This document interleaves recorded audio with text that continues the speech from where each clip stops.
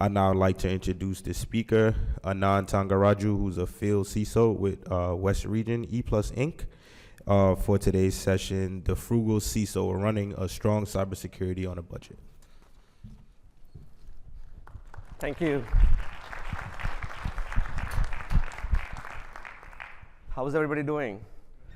Yeah, beautiful day. I think, ready to pack and leave back home with a lot of great insights, I guess. I'm so stoked to be here. This is my first RSA talk, so please be nice.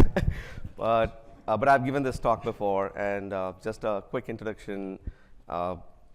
Before that, I hope everybody's in the right room, because this is not the AI track.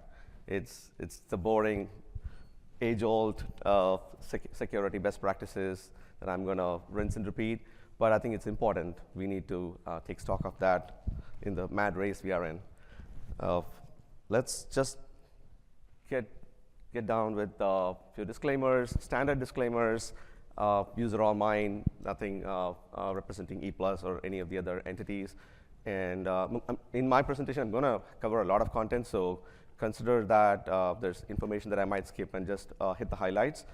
But I'm sure you're going to get hold of the entire deck. And I'm going to also refer some product names, so I'm not endorsing any of them. I just wanted to make it feel real.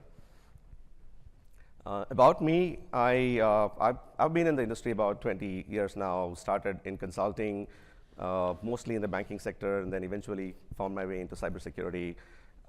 Been with JP Morgan, Cognizant, Ernst & Young, traveled the world there, and eventually ended up with Silicon Valley Bank. I don't know how many of you followed the news, so it was there about the time everything went down. And then I found my new passion, which is, again, trying to work with the cybersecurity community in a broader perspective. I try to work with the VCs, advise for some of the founders, and also angel invest on the side. So I think my time at SVB really gave me that understanding of how to appreciate all the actors in cybersecurity. And I think that's something I encourage all of you to think beyond your day jobs and try to connect the dots. That's going to help you do your jobs much better. That's pretty much about me, and I'm a certification junkie. We can talk about CISP, CSO. I already have 10 plus. I don't know how. That's one of the reasons I'm doing the talk. I just get my CPs.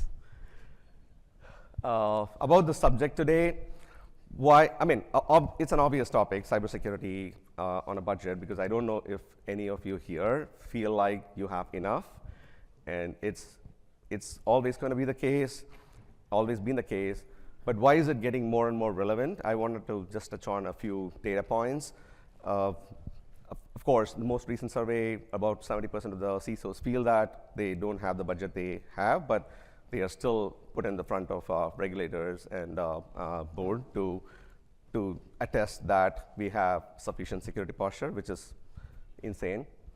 And board is also taking cybersecurity pretty as an important track. They are trying to hire people who can actually understand and influence the board, and which is also putting a lot of pressure back on the CISOs.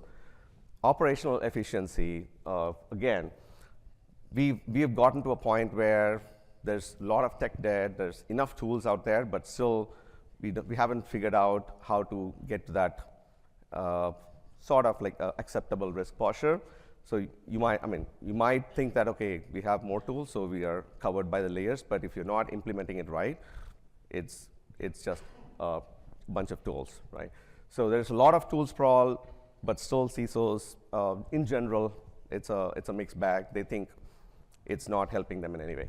And the last one is people want to be innovative. People have to make IT improvements, and the business is competing with the budget. So cybersecurity often ends up getting the short end of the stick, unless you are recently hit by a breach or ransomware. Cybersecurity is never seen as the #1 priority, but that's changing. The good news is, every RSA I've been, the importance for cybersecurity has always been climbing up. But those are the basic facts behind why cybersecurity is still important and why the budget is still hard to get. At the same time, why is being a frugal CISO so hard? because it's not just about numbers, it's all the things that you got to juggle with. And it's not science. We know that there's no secret formula. You have to, I mean, depending on how big the organization you are managing, you have to deal with the regulators, you have the tech debt that IT has left behind, you have increasing threat actors, and there's only so much you can do. And it's important to continuously optimize across all these variables, and it's not an easy task. So that's why we're gonna hit on like various ideas. It's none of the ideas are just mine. It's just things that I've learned through all the sharing from different speakers and over my years. And we'll also leave you some bonus ideas towards the end of the session for you to take away. So before we get into the actual meat of the presentation, I just wanted to lay the land, like some more numbers justifying why budgets are getting stringent. As you know, like cybersecurity is still considered an operational budget, it's a back office cost, right? So it's seen as a percentage of your overall IT spend, and based on the most recent surveys, it lands somewhere between like 6 to 10%, depending on which industry you lie in, and that's how the industry has been operating. But if you actually take a step back and think about it, is it really just a percentage of a spend somebody has approved? Maybe not. It's more about how big is your company, how much revenue you're making, and how do you protect that revenue? Because ultimately, cybersecurity can impact your business. You can just stop operating tomorrow. So you have to start thinking about like what is the percentage of my revenue I'm willing to set aside to protect that, sort of like an insurance. And there's definitely changes in that direction, but I also wanted to lay down, every company has their own quirks. Some might be just saying, okay, this is the budget we had last year, I'm going to make it another 2% inflation adjustment. Another might be saying, okay, this is all the data we have, and these are the losses that we have seen in the past, and we definitely want to cut down on certain type of losses, like a potential legal fine they may have paid in the past for non-compliance, and they may want to just avoid that. So there's many ways to look at budget, but my favorite one is to think of it as a percentage of your revenue.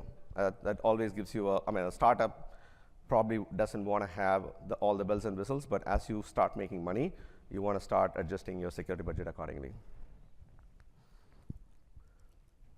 The next one, this chart just shows you that just in the recent 4 or 5 years, we did have a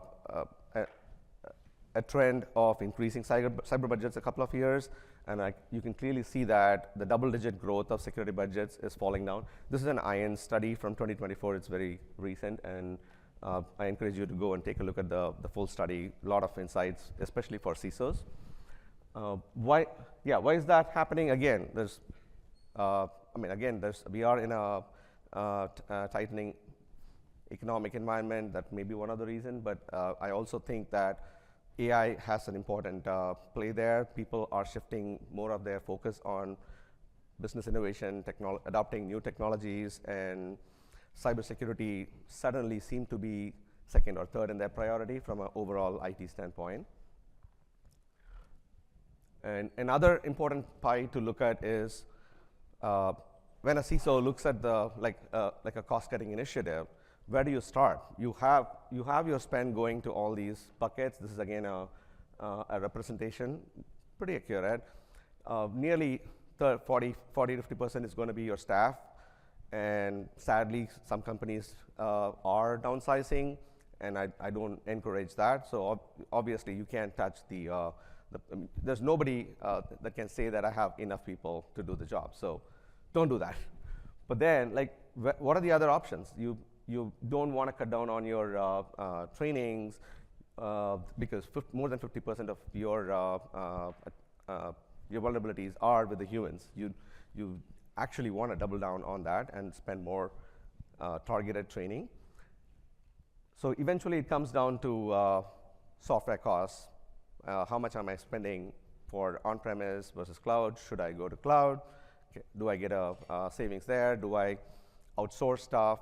So you can see that there's a very small sliver of opportunity for you to really get those costs optimized. So there's not a lot of leeway. That's what I wanted to leave you with. And what often happens in that case is if there's a strategic project for you, like if you wanted to implement Zero Trust, for example, it's not a year-over-year initiative. You want to have a separate project set aside for that. And unfortunately, people keep on just pushing that project away because of the lack of funding. So this is where we are. And I'm sure like you've seen this memes before. I just love these memes because they are real, even until today. In my field work, every time I talk to a CISO, they all say that I wish we had an attack because that's the only way I can make a case for cybersecurity, right? It's so ironic. Moving on, so what can we do about it? I think there's so much we can do from a people, process, technology standpoint. I've just tried to bring some structure to that, and maybe not everything applies to all of you, but the first area that I would start is cybersecurity is a spectrum. You just need to accept that you're not going to have 100% security. So what are the different ways you can optimize that to your risk appetite? And the easiest way is look for the low-hanging fruits, or look for the ones that gives you the 80% returns for the 20% of the focus that you're worried about. So prioritization is obviously the first one. Second one is leverage what you have. Like I don't think that anybody is starting from scratch. You probably have a lot of tech debt. You have a lot of tools. And before you go and buy another tool, think about what else you can do with your current landscape. Third is, this is what many of the CISOs fail to do, is to make cybersecurity everybody's problem. If it's just a security team's problem, nobody's going to pay attention to that. Make it the business problem, make it the legal's problem, and then suddenly you find money. Automate. This is a no-brainer, but I don't think security teams think of automation the same way businesses do, because business people in the true operations role, they understand Six Sigma, they understand efficiency throughout the entire processes to cut costs, but we need that mentality to cybersecurity as well. And outsource smartly, of course. Like if you are really cost constrained, this is the easiest one to do, but there's pros and cons. I'm not saying that every single thing can be outsourced to India, but think about where you really have efficiencies, or where you don't have enough expertise, where you actually gain much more strategically working with a partner. Mastering the art of negotiation. This is, again, we'll get to the specifics. This is a very unique aspect, because oftentimes there's enough money that you're leaving on the table, just not asking for it with your partners, vendors. So there's different strategies we can apply for that. And utilizing open source, not for everyone. There's again pros and cons. It's easy to say, okay, you shouldn't be paying for any of these fancy tools out there in the expo, but maybe there is some stuff out there that you want to try to use along with your other tools, so that you're not overpaying for your capabilities. And the last, which everybody should be doing, is transferring your risk, having an insurance. I'm sure almost every company has caught up to that trend, but that wasn't the case even a decade ago. So that's the overall agenda for today, and then I'm going to leave you with a few must-have security techniques and some key takeaways. Let's jump into it. Okay, before that, yeah, best practices are all situational. Whatever I'm sharing is something that you definitely want to take it with a pinch of salt. Prioritization. Again, when I say prioritization, there's so many layers to that. I like to look at it from the different, obviously in security, you're thinking about different disciplines. You have your entire list of assets that you're trying to protect. You have your controls in place. You're trying to work on all the risks that can kill your business. So start with every possible inventory you have.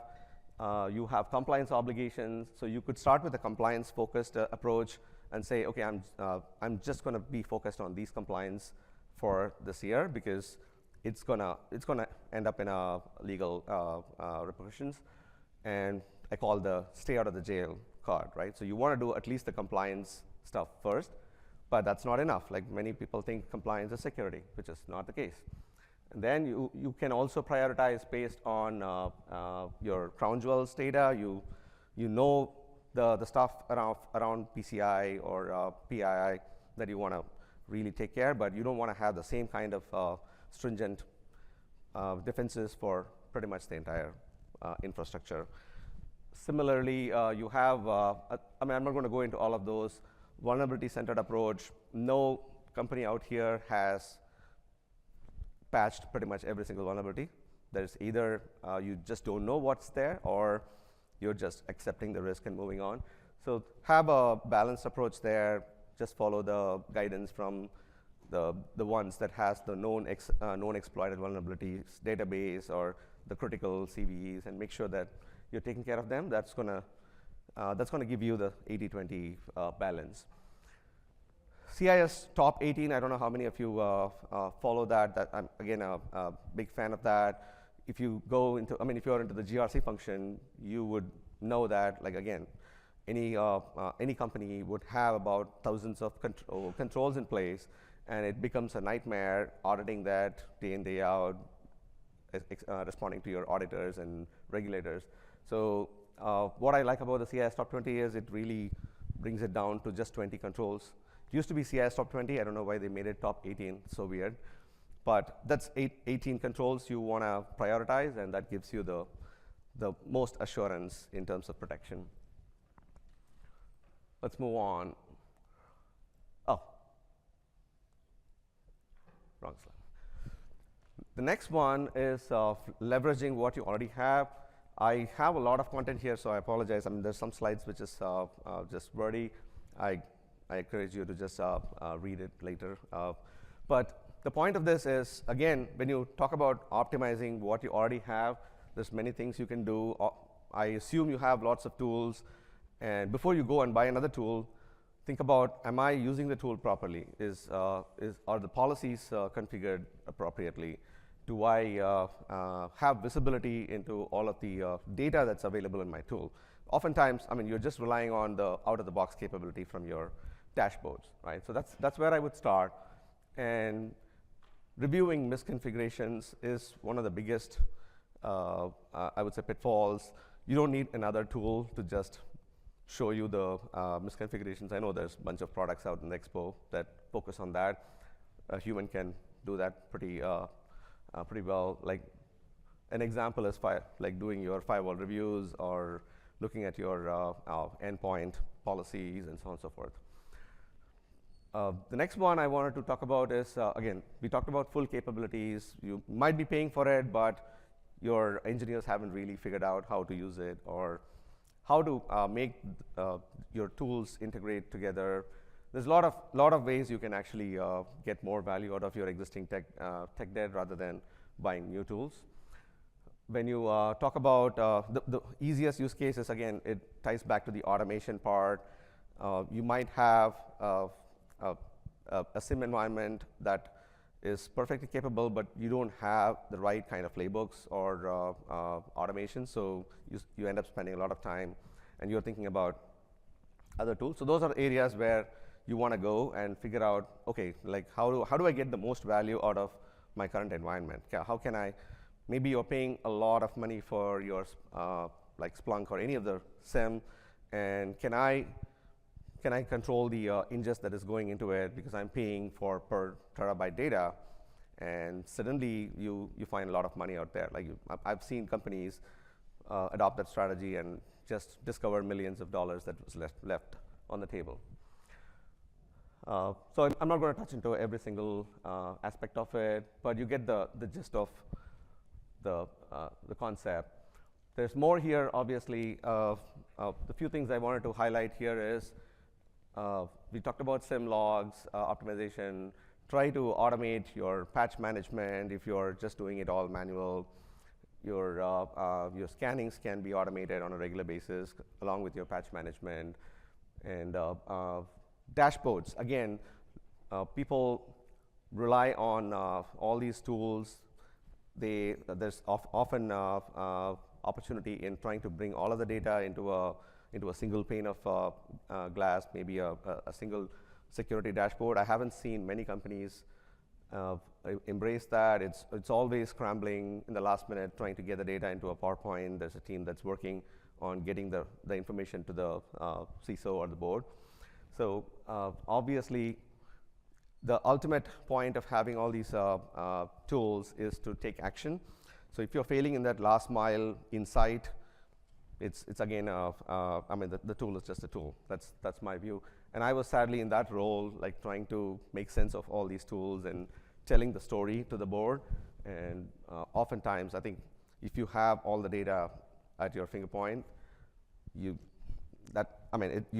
it's gold mine. So don't overlook the dashboard part of it. This is my favorite of all. I think many people miss out is, how do I make my problem everybody's problem? Obviously, cybersecurity is a business problem, and it's just the way you convey that story to your business and how you make it relevant. You look at the big enterprises like Microsoft or all the FANG companies. They've all started embracing that. You can see that there is a dedicated page for customer trust. They put security front and center. Apple is talking about privacy in their, like, every single product launch and so on and so forth. So make sure, like, even if you are a small shop where security is a 3-member team, you can actually make that a key priority when people look at what's happening to your peer companies in that space. If is customer really evaluating you against certain customer trust or privacy expectations? So there's so much you can do around that to make it relevant for the business to understand and embrace security. Fostering cross-department collaboration. This could be working with legal compliance. Maybe you don't have the money, but if it's a compliance requirement, suddenly you find money. And creating a security champions program. This is, again, very, very important from a human, like protecting your human attack surface, but also the more you educate your entire workforce, you do see that people get they embrace the risk culture, and they get the value of security a lot more than trying to operate as an elite unit that nobody understands. Few other ideas, having the board on the speed dial, because this is, again, it's very important for the CISO to have some kind of access to the board.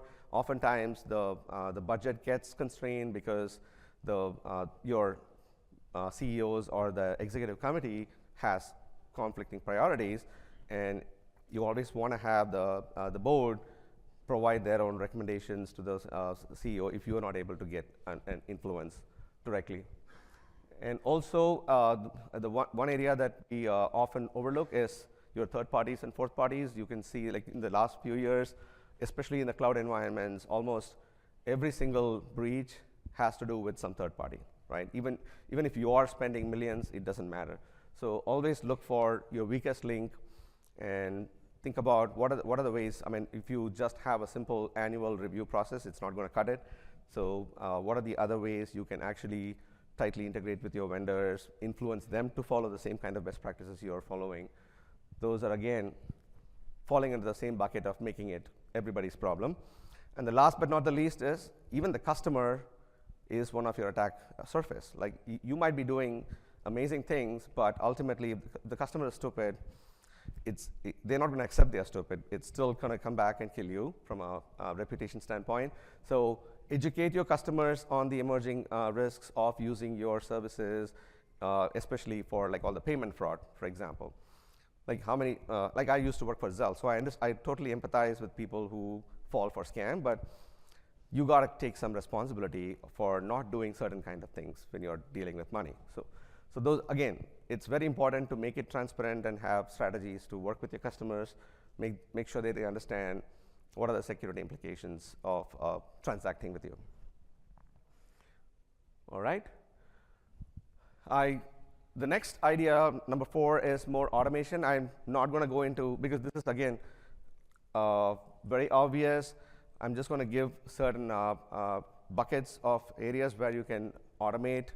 And the first one, the most obvious one, is in terms of your log analysis. It's important to make sure that there is a process of collecting the logs, optimizing the logs, looking for like triaging. And this is one area I think AI can definitely augment, and there's a lot of innovation happening there. And one of the biggest cost buckets is obviously SIEM or SOC environments. So you will find value in automation, and obviously you can also think about a spectrum of tools. Like you don't have to pay the top shelf product for that. You have even freeware that can do pretty much the basic job you are looking for in terms of log analysis. Automating your patch management. I mean, it's very obvious, but I don't think everybody is thinking about it. It's still very, very manual, and even in the last decade or so, there's been some really high-profile incidents because somebody just didn't patch. So don't ignore that. That is still, I would say, one of the top 5 recommendations from most of the industry bodies. Always patch within the recommended timelines, unless it's a 0-day. Vulnerability scanning, again, you pretty much want to find the right time that works for you. I mean, if you scan too often and you don't do nothing about it, it doesn't matter. So try to find, if you are a company that makes a lot of change in days, you want to scan often for vulnerabilities and catch them early, but maybe not the right window for everyone. Maybe a monthly scanning is good enough for some, but make sure you find the right window for you and give the team time to act on the findings before overwhelming them with more and more findings. Number 4 is phishing detection. Again, I think most of the email security, if you're using one of the leading products, you can see that there's more simulated phishing exercises that's happening. So it's a great idea to think about that if you're not doing it. And again, majority of the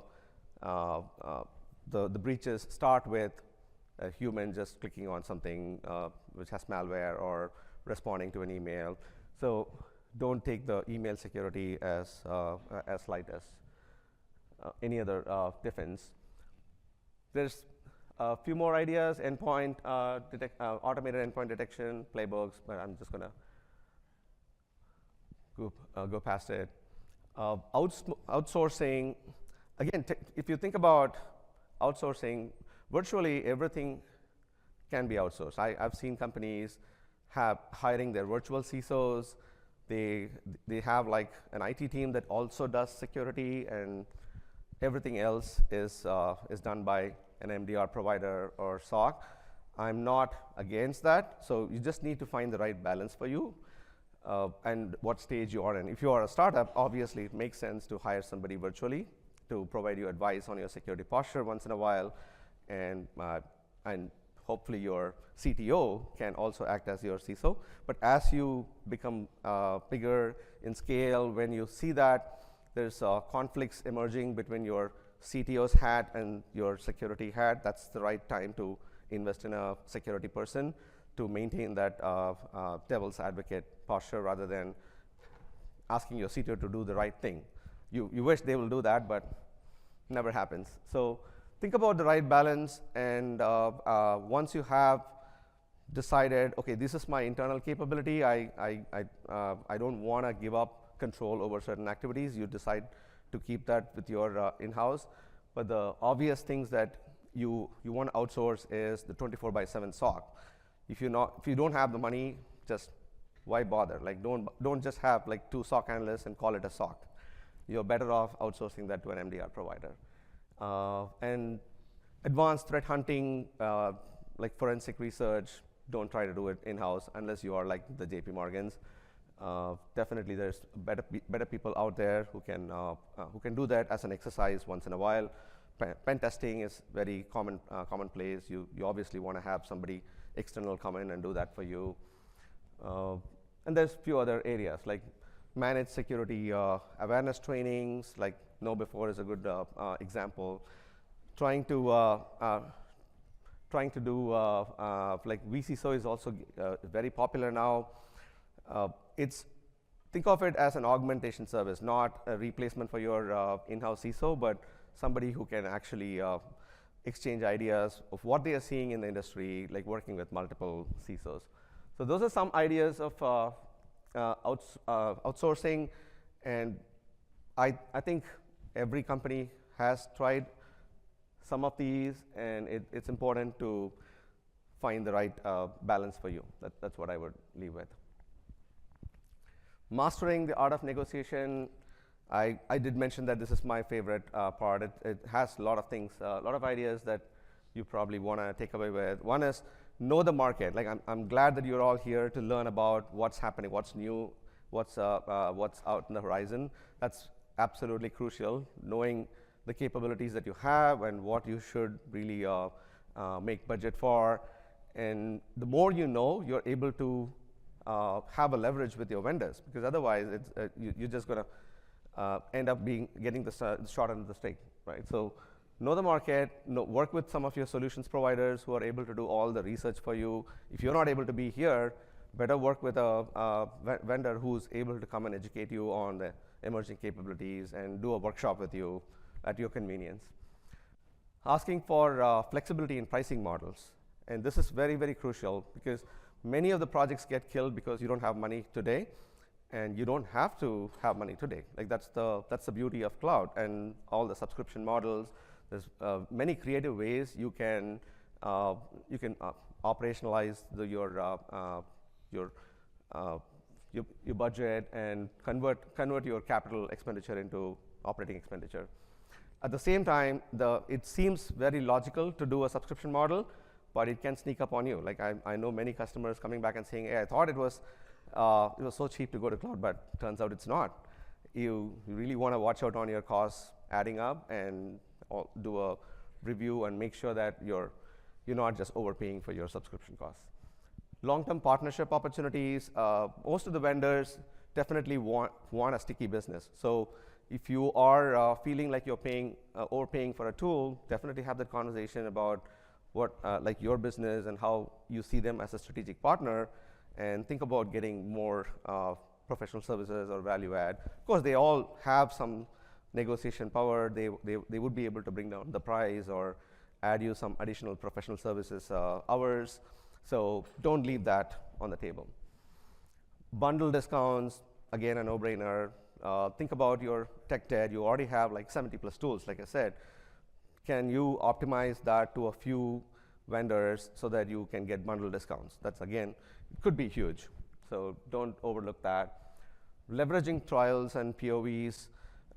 This is, again, yeah, I don't know how much leverage you would get out of this, but before you try any, lock yourself into a 3-year like product license, make sure that you give enough time. You negotiate and get the trial version, or work with the vendor for a month or two, see how it works. And they don't do this often, so again, unless you ask, you're not going to get it, right? So make sure that you're getting the right product, and it's so crucial in cybersecurity because of all the different contractual obligations of staying with your product for X amount of years, right? Maintenance and support costs, I think I called it out. It's often, there's a lot of value in trying to get, just like when you buy your own house appliance, you always think about warranty and support. Make sure that you have the same kind of conversation and mentality when you're working with your vendors. Open source, this is still contentious. I don't recommend going all open source, but just wanted to give you an idea of all the stuff that you have, and you just need to make it contextual for your business. Does it make sense? do you have the in-house capacity, the engineers who can actually script? It's again, yeah, I mean, it's not for everybody, but if you have a technically savvy team, and especially if you are a startup, I highly encourage looking at some of the open source tools out there, pretty much hitting all the buckets. Like cloud security, you don't need the whizzes for every scenario. You have options there, like even like, I'm not endorsing any of the products, but some of them are like pretty common names like Snort, Suricata. They've all been there for a while from a IDS, IPS network security standpoint. Wireshark is a famous tool that almost every hacker uses. So you probably want to have at least one security engineer who's able to use like a simple port scan or like an Nmap. Or if you're thinking about VPN, again, you don't need to have the top-end VPN. You have OpenVPN, endpoint. Endpoint is one area where I think there's a lot of consensus. Your money is worth a dime. So like whatever investment you're making in your basic Defender, please do that. But there's some choices there as well from an endpoint protection. If you look at even like the CrowdStrike versus another like pretty low-end endpoint detection, they pretty much have feature parity. It's all the bells and whistles that come with it, the advanced threat intel and orchestration capabilities. Not everybody needs that. Where else you have open source? OWASP is a great community. If you are more into the software development and you're creating your own code, definitely participate in OWASP. And they have some free tools like Zap for web app testing and so on and so forth. Okay, I don't want to go too deep into it. I'll let you absorb some names there. Graylog, I know a bunch of customers who love it for their log analytics. Let's move on. Okay, cyber insurance. This is the last one, but it's the least understood.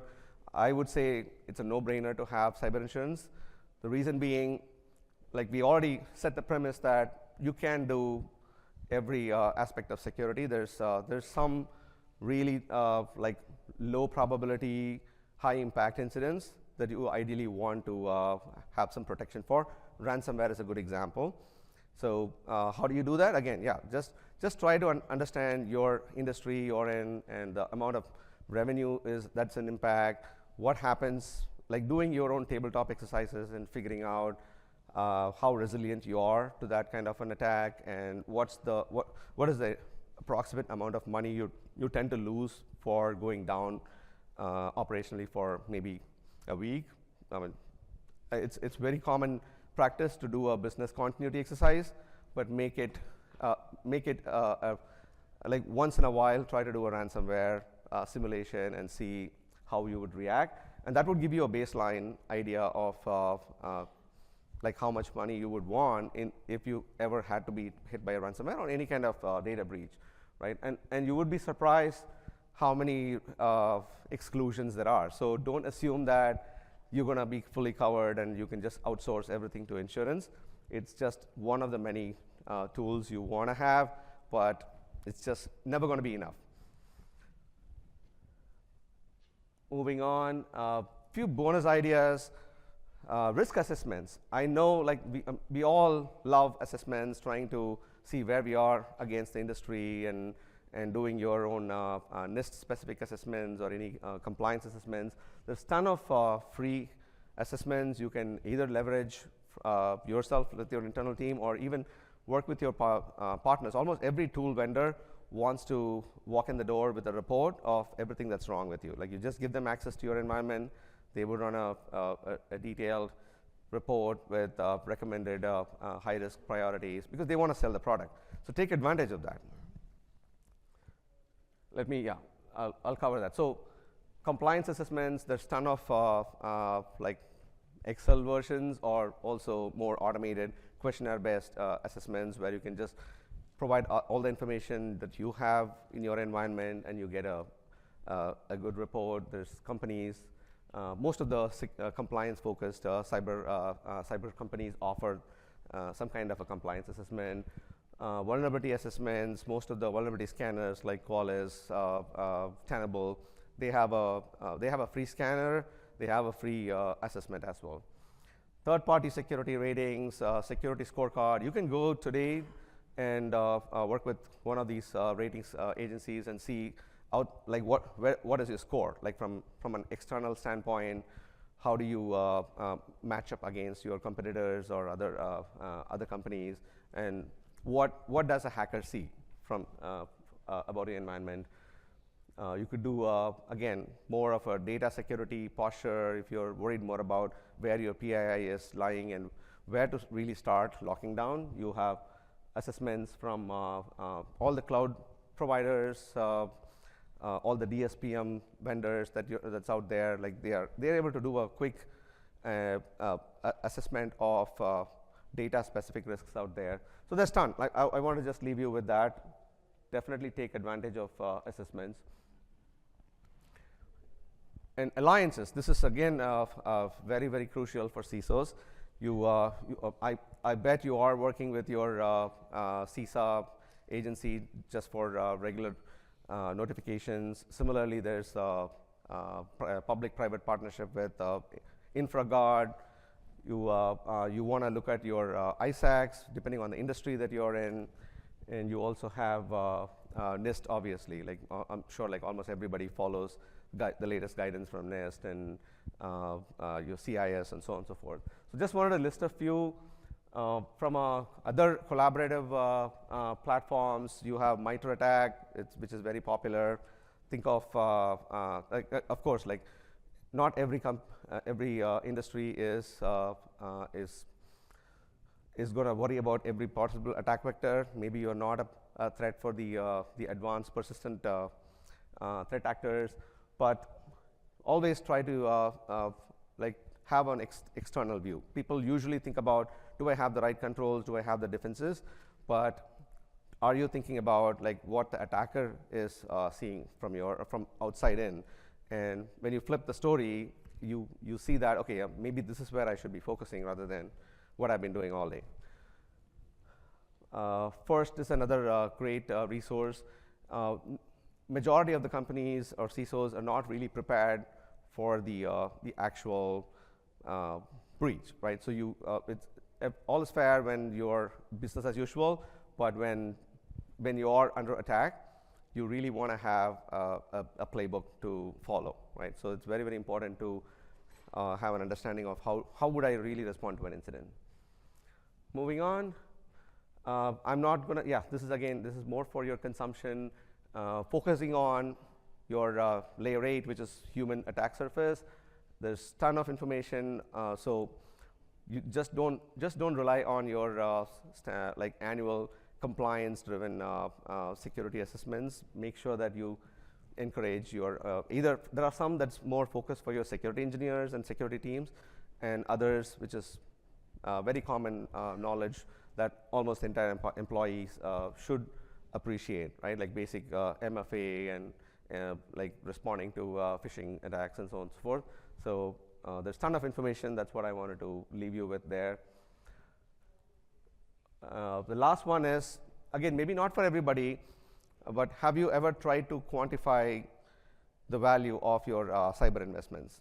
Because I mean, there's again many ways to do it. FAIR is a very established framework where you can apply that.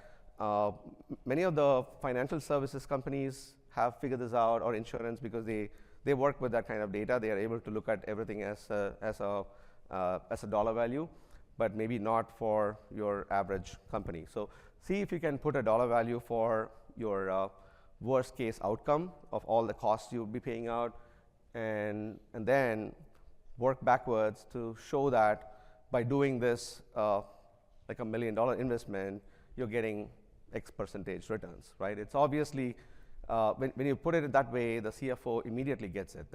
I bet there's no other investment they have seen that gives this kind of return on investment. So always try to use that, but again, don't overdo it. It's not for everyone. I'm going to skip. Okay. We talked a lot, so I'm just going to summarize. I have maybe like 5 minutes. So all the stuff that we covered, it's again very much like situational, contextual. Remember that you just have to do better than your community or industry, right? You don't need to have 100% security. You don't need to like worry about spending the top dollar for every single security tool out there. I'm just going to skip through some of the slides. You can always read it. This is all the must-have security that I had. I wanted to leave you with some takeaways and some things that you want to think twice before buying it. Some of the off-limit, like if you're really constrained for money, these are some areas where I would want you to think twice. And do you really need it? Do you need an in-house SOC? Maybe not. Like, do you need a true XDR visibility from all your products? Maybe not. I mean, you can live without it. You don't need premium threat intel feeds. Like there's all kinds of basic free intel that's available for you from your existing EDR. You don't need a fancy ransomware prevention tool. There's a lot of products out there. It's still relevant in certain cases, but not for everyone. Blockchain, again, it's very early for security. I've also seen breach and attack simulation products, continuous pen testing products, a lot of emerging AI SOC analyst solutions are out there. Yes, I mean, you can try some of the AI SOC analysts. Again, it depends on how big a SOC operation you're currently having and what is the delta staff. I mean, you basically are looking for some kind of saving on your staff's time, and deception technologies, honeypots, and so on and so forth. So just a few that I think it's still premature to go and overinvest in. What do I want to leave you with? So we talked about a lot of strategies, and it applies, and you want to apply those for each of your domains. So think of your cybersecurity again in terms of the NIST areas. You start with your identifying your problems, your detect, protect, respond, and recover, and you have different layers from data to networks to infrastructure, identity. So pick one area and apply whatever we talked about today. Always start with an asset inventory. You don't. I mean, if you don't know something that exists, you're not going to protect that. So the most important thing is to know what you're protecting. Have a clean inventory. Start with that, and then work through like some of the ideas that we talked about. How can you bake that into your roadmap? It's all common sense. It comes down to people, process, technology. I mean, I'm not proposing to add more tools. So obviously, leave it. When I say technology part, it's more about how do I optimize my technology to get more value. And in the next 3 months, you should be able to at least build some kind of a tactical exercise and get some low-hanging fruit wins. And usually in the 6-month period, you want to have a formal program to continue maturing your environment. So it's all about, like, you cannot do all at once. I've seen that like people falling into that trap.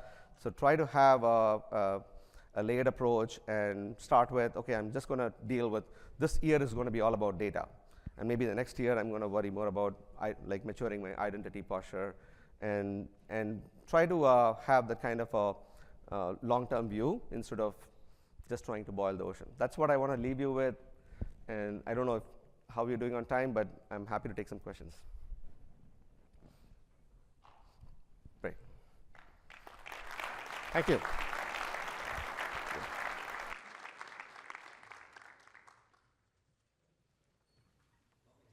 Can you, yeah, I was just going to ask a quick question.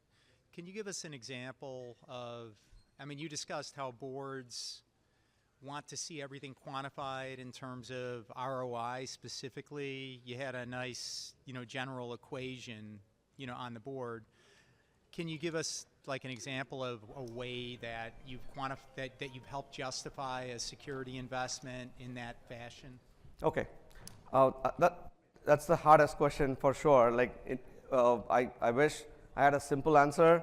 The best way to quantify your ROI, you want to start with what is the operational cost of losing certain asset, right? Like ultimately, when you're talking about a data breach, you saw all those different costs, and you know what is your potential of loss in terms of revenue. You say that, okay, I make X amount of. Generally, I understand that. Yeah. Do you have an example of one, like a story you can tell us about? Yeah, I mean, the way I used to work for SVB, so I can tell an example from my past where typically the banks are much more mature, so they have information on operational losses, what is the amount of dollar impact when your systems are down for a certain amount of hours. So we use that data to sort of paint the picture. Ultimately, you're working backwards for any kind of cyber incident. It could be an availability issue or an integrity issue, or it could be a confidentiality loss from a PII information breach. So we take different scenarios. If it's a PII loss, then you're thinking about what do I do from a privacy standpoint? Like what are my costs of reporting to the regulators? Do I pay fines for GDPR violation?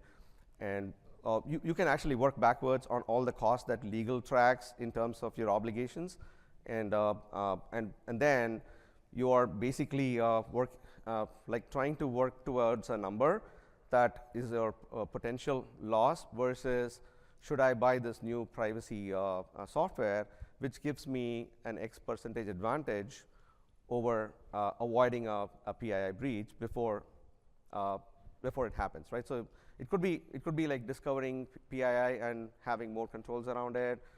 I would say we can talk more offline as well, but you don't need to do again for that entire scenario a single scenario like a loss of 10 records. Work backwards and show the ROI, and they immediately connect to it. Thank you.